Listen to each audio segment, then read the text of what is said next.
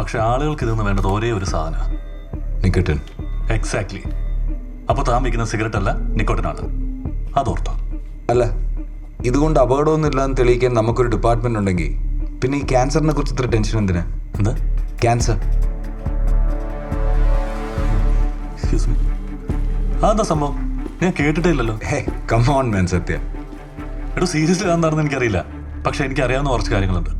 എനിക്ക് എൻ്റെ എഡ്യൂക്കേഷൻ ഒന്ന് തിരിച്ചടയ്ക്കണം, ഒരു ഐഫോൺ വാങ്ങിക്കണം, ബാക്കി കാശ് കൊണ്ട് കുറച്ച് നല്ല ഡ്രസ്സ് വാങ്ങിക്കണം, ഒരു ഗേൾ ഫ്രണ്ടിനെ ഒപ്പിക്കണം.